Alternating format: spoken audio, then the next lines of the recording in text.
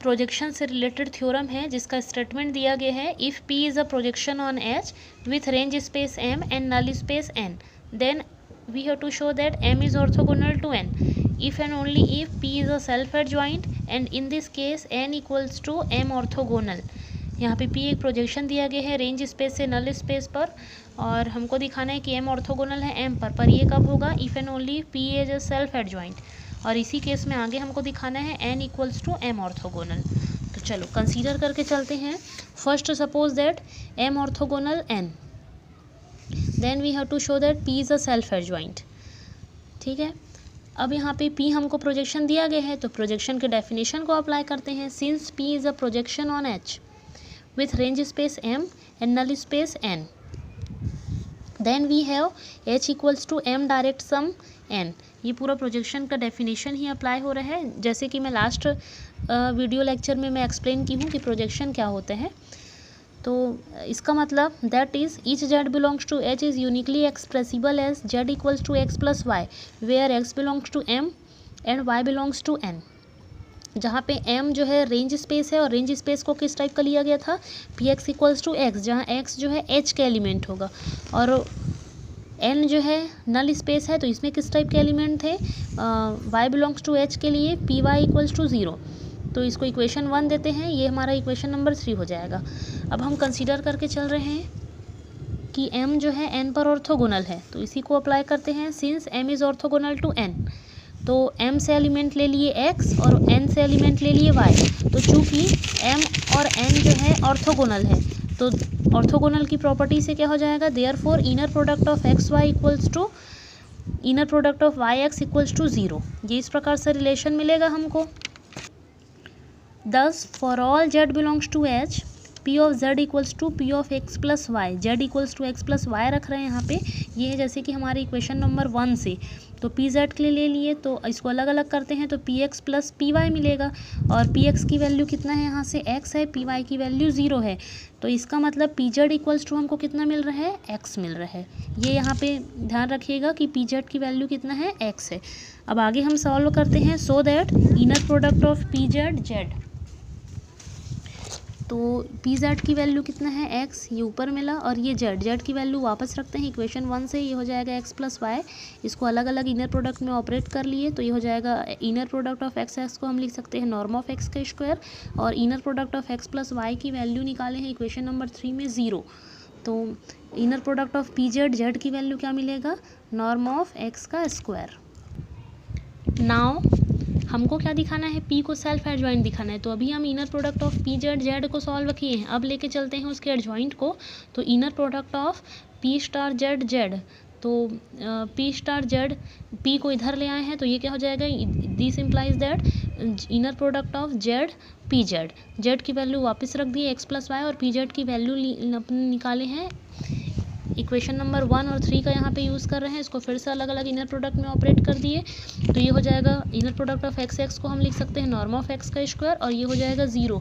मतलब inner product of P star Z की value हमको फिर से क्या मिल रहा है, नॉर्म ऑफ X का स्क्वायर। इसको अगेन एक इक्वेशन देते हैं, तो हम इक्वेशन 4 और 5 को यदि कंबाइन करें तो हम देखते हैं कि दोनों इक्वेशन में राइट साइड की वैल्यू सेम आ रही है, नॉर्म ऑफ X का स्क्वायर, तो इसीलिए लेफ्ट साइड भी इक्वल हो जाएगा। तो ये क्या हो जाएगा, दोनों इक्वेशन को कंबाइन करने से inner product of PZ Z equals to inner product of P star Z Z।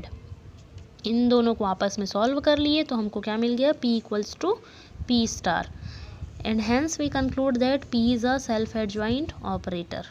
First part यहाँ पे हमारा कंप्लीट होता है। हम P को M ऑर्थोगोनल N लेके चल रहे थे, प्रोजेक्शन लेके चल रहे थे, और हमको दिखाना है कि P जो है सेल्फ एडजॉइंट है। कन्वर्स पार्ट में आते हैं, P को सेल्फ एडजॉइंट कंसीडर करके चलेंगे, और हमको दिखाना क्या है कि M जो है N पर ऑर्थोगोनल है, और इसी केस में आगे भी दिखाना था कि N equals to M orthogonal. तो दिखाते हैं वो सब चीज़। आते हैं कन्वर्स पार्ट में। Conversely suppose that P is a self adjoint, then we have to show that M is orthogonal to N। इसके लिए अब लेके चलते हैं, for any X belongs to M and Y belongs to N, we have inner product of XY equals to inner product of PXY, PX equals to X। ये हम पहले ही निकाल चुके हैं इक्वेशन 1 से।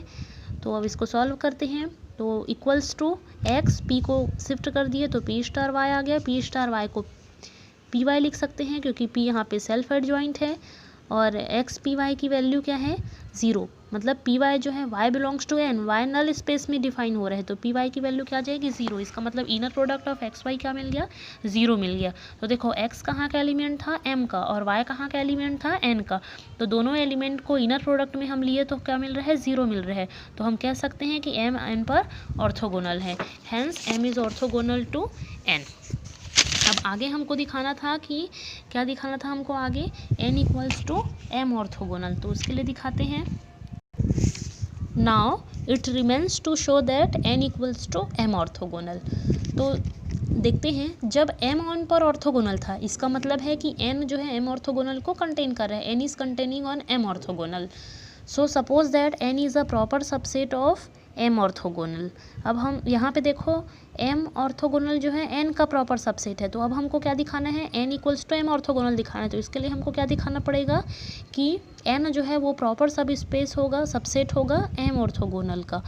तो and therefore a proper closed सब space of m orthogonal, यदि n जो है प्रॉपर सबसेट होगा m ऑर्थोगोनल का तो n जो है प्रॉपर क्लोज्ड सब स्पेस होगा m ऑर्थोगोनल का। तो ये हम दिखाते हैं, तो लेके चलते हैं। Then there is a non zero vector z0 belongs to m orthogonal, एक नॉन जीरो वेक्टर z0 ले रहे हैं m ऑर्थोगोनल से। किस प्रकार से ले रहे हैं, such that z0 orthogonal perpendicular on n, मतलब z0 n पर ऑर्थोगोनल है। Since z0 is orthogonal to n and z0 is orthogonal to n, so we have z0 is orthogonal to h। क्या ऐसा पॉसिबल होगा, z0 एक non zero vector है जो m पर भी ऑर्थोगोनल है और n पर भी ऑर्थोगोनल है, और चूंकि m और n दोनों हिल्बर्ट स्पेस h के ही क्लोज्ड सब स्पेस है, इसीलिए z0 h पर भी ऑर्थोगोनल होगा। लेकिन however this is impossible, but generally ऐसा इम्पॉसिबल होता है। Hence we conclude that n equals to m orthogonal, and this completes the proof of the theorem.